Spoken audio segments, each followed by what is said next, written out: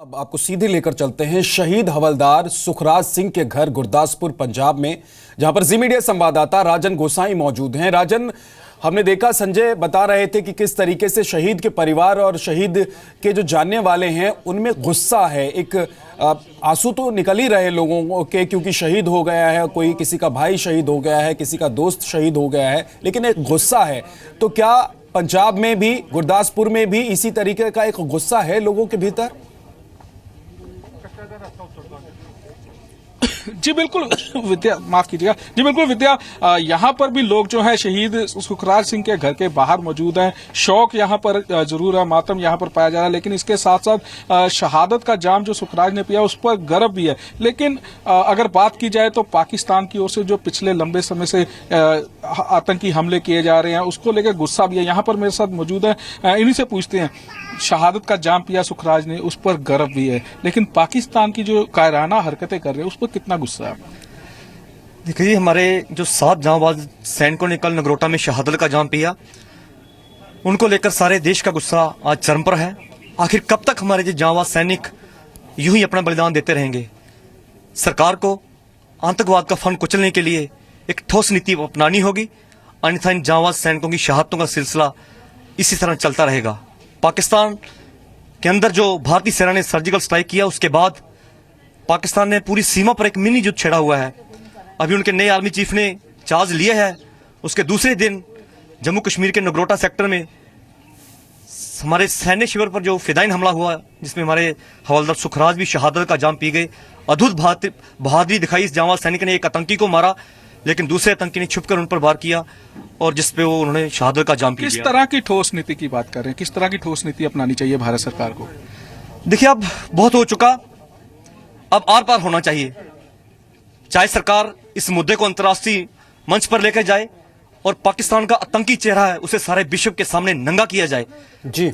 और अगर पाकिस्तान अपनी नापाक हरकतों से बाज नहीं आया तो एक दिन भारतीय सेना उसका नामो निशान विश्व के नक्शे से मिटा देगी। हमें मान है सुखराज की शहादत पर, उसके परिवार के चरणों में शत-शत नमन है। जी बिल्कुल विद्या, आपने यहाँ सुना कि ठोस नीति की बात की जा रही है, एक बार आर पार की लड़ाई की भी बात की जा रही है। गुस्सा जो है यहाँ पर चरम पर दिखाई दे रहा है। जी राजन, आप बने रहिए हमारे साथ शहीद सांबाजी यशवंत के घर नांदेड़ महाराष्ट्र से मेरे सहयोगी सतीश मोहिते भी जुड़े हुए हैं। सतीश, क्या अब लोग वहां के भी यही कह रहे हैं कि एक के बाद एक सर्जिकल स्ट्राइक ही अब चारा है, क्योंकि पाकिस्तान मानने को तैयार नहीं है, तो फिर आर पार की लड़ाई होनी चाहिए, ऐसा लोग वहां के कह रहे हैं क्या?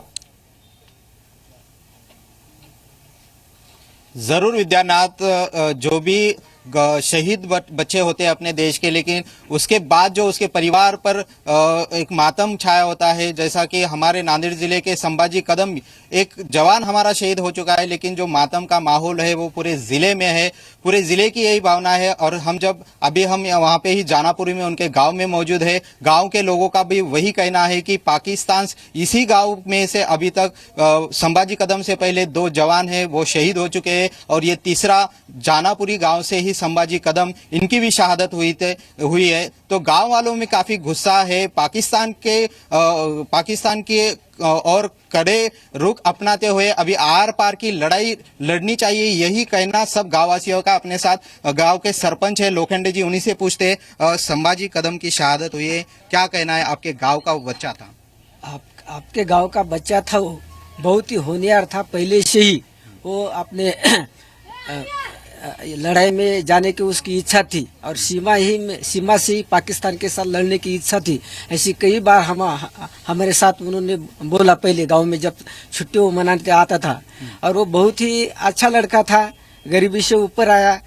पहले पढ़ते पढ़ते उन्होंने क्या कि मिलिट्री में, फौज में जाना उसकी इच्छा थी, और उन्होंने पहले प्राथमिक शिक्षा जानापुरी के प्राथमिक स्कूल में होने के बाद वो 10वीं 12वीं में सोनखेड़ हाई स्कूल में पढ़ा, और बाद में वो ट्राई करके औरंगाबाद में सेना में शहादत हो चुकी है। क्या कहना है? गांव वालों में गुस्सा है, क्या कहना है पाकिस्तान और क्या रुख करना आप चाहिए? गांव वाले में पाकिस्तान के ऊपर इतना ये गुस्सा है कि सब गांव वो न्यूज आते ही। अपने साथ गांव के कुछ जवान बच्चे भी है, क्या कहते था संभाजी कदम? गांव के युवाओं को क्या प्रेरणा देते थे? सर, संभाजी कदम जब भी छुट्टियों पर आता था तब गांव के बच्चों को यही बोलता था कि मिलिट्री में ज्वाइन कर लो, फिर लड़ाई पे जाना पड़ेगा।